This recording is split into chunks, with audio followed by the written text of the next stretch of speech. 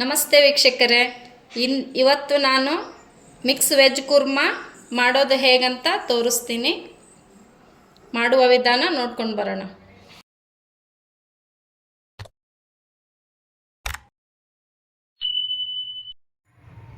ಬನ್ನಿ ವೀಕ್ಷಕರೇ, ವೆಜ್ ಕುರ್ಮಾ ಹೇಗೆ ಮಾಡೋದೆಂದು ನೋಡ್ಕೊಳ್ಳೋಣ.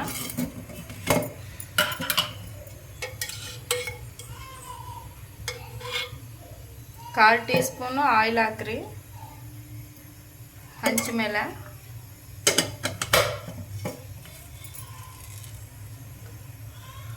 1 ಟೀ ಸ್ಪೂನು ಧನಿಯಾ, 1/4 ಟೀ ಸ್ಪೂನ್ ಜೀರಿಗೆ, 10 ಕಾಳು ಮೆಣಸು, 5 ಲವಂಗ, 1 ಜಾವಿತ್ರಿ, ಸಣ್ಣ ಸಣ್ಣದಾಗಿ 2 ಚಕ್ಕೆ ತುಂಡು ತುಂಡು ಮಾಡಿ ಇಟ್ಕೊಂಡಿದ್ದೀನಿ, 1 ಯಾಲಕ್ಕಿ.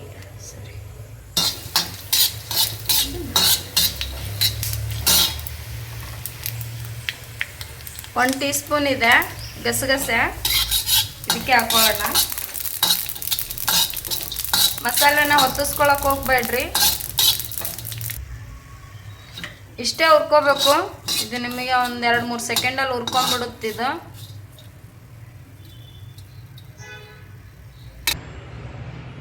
ಮಸಾಲೆ ತಣ್ಣಗಾದ್ಮೇಲೆ ಒಂದು ಮಿಕ್ಸಿ ಜಾರಿಗೆ ಹಾಕೊಳ್ಳೋಣ.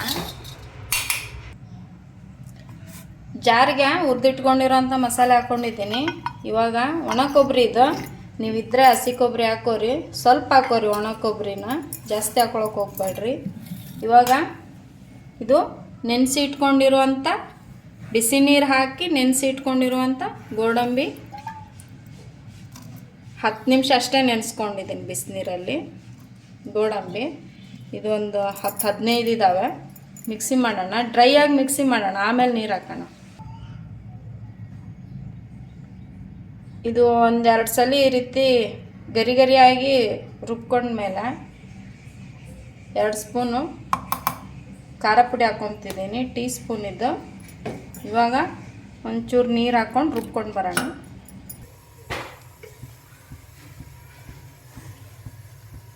ಮೂರು ಸ್ಪೂನು ಎಣ್ಣೆ ಹಾಕ್ತಿದ್ದೀನಿ.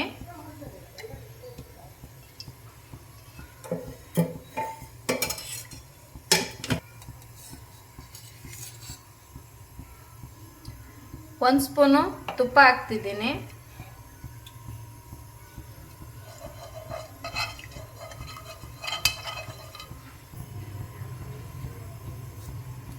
ಇದು ಆಲೂಗಡ್ಡೆ, 2 ಆಲೂಗಡ್ಡೆ ತೊಗೊಂಡಿದ್ದೀನಿ. ಚೆನ್ನಾಗಿ ನೀರಲ್ಲಿ ಹಾಕ್ಕೊಂಡು ಬಟ್ಟೆ ಮೇಲೆ ಹೀಗೆ ಇಟ್ಕೋಬೇಕು. ಈ ರೀತಿ ಬಟ್ಟೆ ಮೇಲೆ ಹಾಕೊಂಡ್ಮೇಲೆ ಎಣ್ಣೆಗೆ ಹಾಕೋರಿ.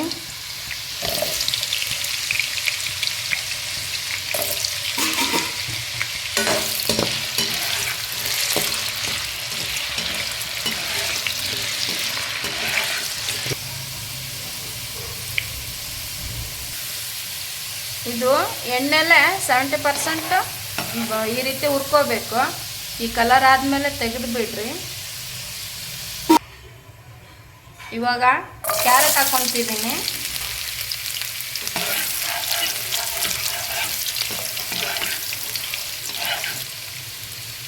ತರಕಾರಿನ ಎಣ್ಣೆಯಲ್ಲಿ ಹುರ್ಕೊಳ್ಳೋ ಉದ್ದೇಶ ಟೇಸ್ಟ್ ಚೆನ್ನಾಗಿರುತ್ತೆ ಅಂತೇಳಿ ಕೂರ್ಮಕ್ಕೆ. ನಾನು 5 ಜನಕ್ಕೆ ಮಾಡ್ಕೊತಿದ್ದೀನಿ, ಅದಕ್ಕೆ 1 ಸ್ಪೂನ್ ಆಯಿಲ್ ಹೆಚ್ಚಿಗೆ ಹಾಕ್ಕೊಂಡಿದ್ದೀನಿ. ನೀವು 2-5 ಜನಕ್ಕೆ ಮಾಡ್ಕೊಳ್ಳೋಂಗಿದ್ರೆ ಕಡಿಮೆ ಹಾಕೋರಿ.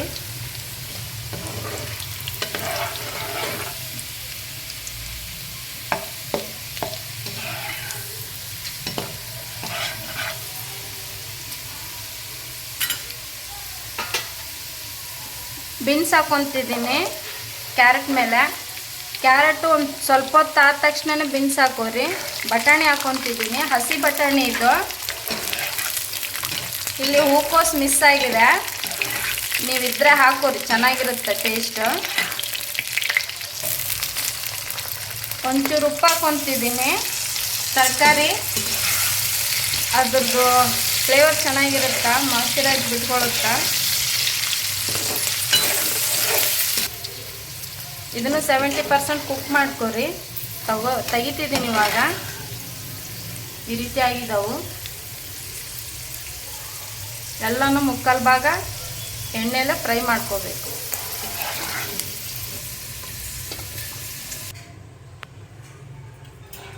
ಒಂದು ಈರುಳ್ಳಿನ ಈ ರೀತಿ ಕಟ್ ಮಾಡಿಕೊಂಡು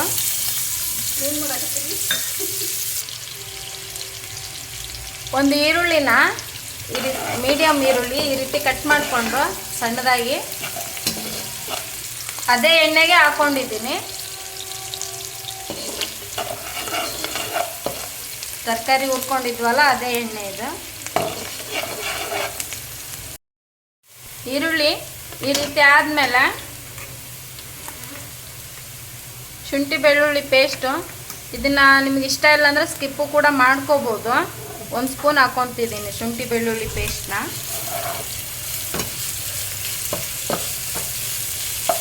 ಆಯಿಲಲ್ಲಿ ಒಂದು ಸ್ವಲ್ಪ ಹೊತ್ತು ಈ ರೀತಿ ಹುರ್ಕೋರಿ. ಶುಂಠಿ ಬೆಳ್ಳುಳ್ಳಿ ಪೇಸ್ಟು ಸ್ಮೆಲ್ ಚೆನ್ನಾಗಿರುತ್ತೆ. ಇವಾಗ ಟೊಮೆಟೊ ಹಾಕ್ಕೊತಿದ್ದೀನಿ. 2 ಮೀಡಿಯಮ್ ಸೈಜಲ್ಲಿರೋ ಟೊಮೆಟೊ ಸ್ವಲ್ಪ ಮೀಡಿಯಮಾಗಿ ಹೆಚ್ಕೊಂಡಿದ್ದೀನಿ.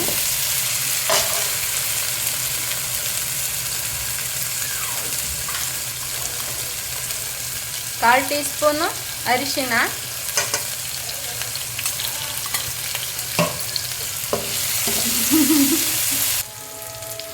ನಾವು ರುಬ್ಬಿಟ್ಕೊಂಡಿದ್ವಲ್ಲ ಮಸಾಲೆನ ಅದನ್ನು ಈ ಒಗ್ಗರಣೆಗೆ ಹಾಕ್ಕೊಳ್ಳೋಣ.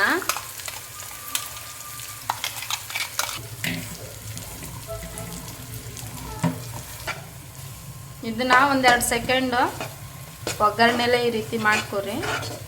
ಆನಂತರ ತರಕಾರಿ ಹಾಕೊಳ್ಳೋಣ.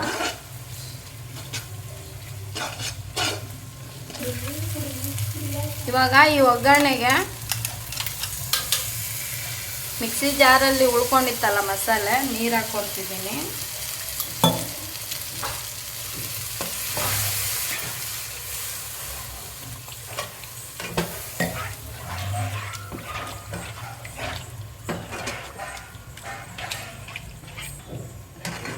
ಒಂದು ಗ್ರೇವಿ ಟೈಪ್ ಆಗಬೇಕಿದು, ಆ ಥರ ಮಾಡ್ಕೋಬೇಕು. ಅಷ್ಟೇ ನೀರು ಹಾಕೋರಿ ನೀವು.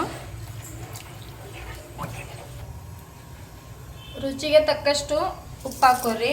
ನಾವು ತರಕಾರಿ ಬೇಯಿಸ್ಕೊಳ್ಳೋವಾಗಲೂ ಒಂಚೂರು ಉಪ್ಪು ಹಾಕ್ಕೊಂಡಿರ್ತೀವಿ. ಇವಾಗ ನೋಡ್ಕೊಂಡು ಉಪ್ಪು ಹಾಕೋರಿ.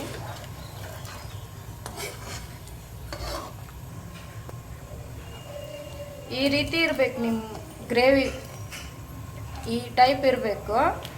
ನಾವು ಇನ್ನೊಂದು ಚೂರು ಕುದಿಸ್ಕೊತೀವಲ್ಲ ಗಟ್ಟಿ ಆಗಿಬಿಡುತ್ತದು.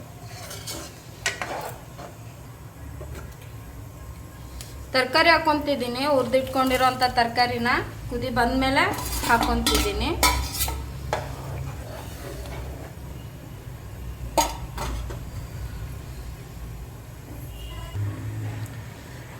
ಇದು 1-2 ನಿಮಿಷ ಕುದಿಲಿ, ಮುಚ್ಚಿಡೋಣ. 2 ನಿಮಿಷ ಕುದಿಲಿದು. ಒಂದ್ಸಲಿ ಚೆಕ್ ಮಾಡ್ಕೊರಿ ಕುದ್ದೈತಾ ಇಲ್ಲ. ಆಲೂಗಡ್ಡೆ ತೊಗೊಂಡು ಚೆಕ್ ಮಾಡಿರಿ, ಗೊತ್ತಾಗುತ್ತೆ ನಿಮ್ಗೆ. ಎಲ್ಲನೂ ಕುದ್ದು ಬಿಟ್ಟಿರ್ತೈತೆ ಆಲೂಗಡ್ಡೆ ಕುದ್ರೆ. ಇವಾಗ ಅರ್ಧ ಹೋಳು ಲಿಂಬೆಹಣ್ಣು ಹಾಕ್ಕೊತಿದ್ದೀನಿ. ಟೊಮೊಟೊ ಹುಳಿಯಾಗಿದ್ದರೆ ಲಿಂಬೆಹಣ್ಣಿನ ಅವಶ್ಯಕತೆ ಇರೋದಿಲ್ಲ. ಇಲ್ಲೊಂದ್ಸಲಿ ಉಪ್ಪು ಖಾರ ಟೇಸ್ಟ್ ನೋಡ್ತೀರಲ್ಲ, ಆವಾಗ ಹುಳಿ ಕೂಡ ಗೊತ್ತಾಗುತ್ತೆ ನಿಮ್ಗೆ.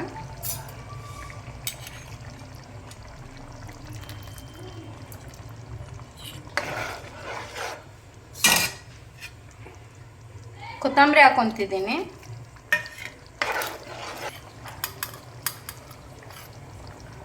ನಾವು ಫ್ರೆಶ್ ಆಗಿ ಮಸಾಲೆನ ಹಾಕ್ಕೊಂಡಿರೋದ್ರಿಂದ ಗರಂ ಮಸಾಲ ಅರ್ಧ ಟೀ ಸ್ಪೂನ್ ಸಾಕು. ನಾನು ಅರ್ಧ ಟೀ ಸ್ಪೂನ್ ಗರಂ ಮಸಾಲ ಹಾಕ್ಕೊತಿದ್ದೀನಿ.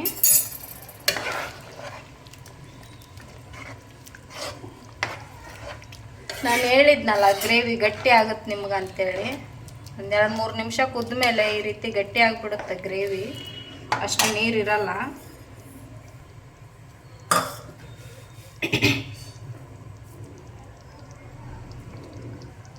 ಕಸೂರಿ ಮೇಥಿ ಇದನ್ನು ಒಂಚೂರು ಹಂಚ ಮೇಲೆ ಡ್ರೈ ರೋಸ್ಟ್ ಮಾಡಿದ್ರೆ ಈ ರೀತಿ ಆಗುತ್ತೆ ನಿಮಗೆ. ಇದನ್ನು ಕೈಯಲ್ಲೇ ಈ ರೀತಿ ಪುಡಿ ಮಾಡಿ ಹಾಕೋರಿ, ಗ್ರೇವಿಗೆ ಚೆನ್ನಾಗಿರುತ್ತೆ.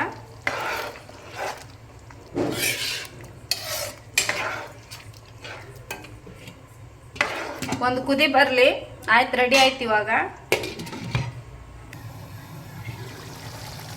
ಕುದಿತಾ ಇದೆ ಗ್ರೇವಿ. ಇವಾಗ ಆಫ್ ಮಾಡ್ಕೊಂಬಿಡೋಣ, ಸಾಕಿದು ಕುದಿಸೋದು. ಸರ್ವ್ ಮಾಡೋಣ ಇವಾಗ. ಮಿಕ್ಸ್ ವೆಜ್ ಕುರ್ಮಾ ರೆಡಿಯಾಗಿದೆ. ನಾನು ದೋಸೆ ಜೊತೆ ಸರ್ವ್ ಮಾಡ್ಕೊಂಡಿದ್ದೀನಿ. ಇದು ರೈಸ್ ಐಟಮ್ಗೆ, ಪೂರಿಗೆ, ಚಪಾತಿಗೆ, ರೊಟ್ಟಿಗೆ ಎಲ್ಲದಕ್ಕೂ ಬೆಸ್ಟ್ ಕಾಂಬಿನೇಷನ್ ಆಗಿರುತ್ತೆ. ಹಾಗೂ ನಮ್ಮ ಚಾನಲ್ಗೆ ಸಬ್ಸ್ಕ್ರೈಬ್ ಆಗೋದನ್ನು ಮರಿಬೇಡಿ ಮತ್ತು ನಿಮಗಿಷ್ಟವಾದಲ್ಲಿ ಲೈಕ್ ಮಾಡಿರಿ. ಧನ್ಯವಾದಗಳು.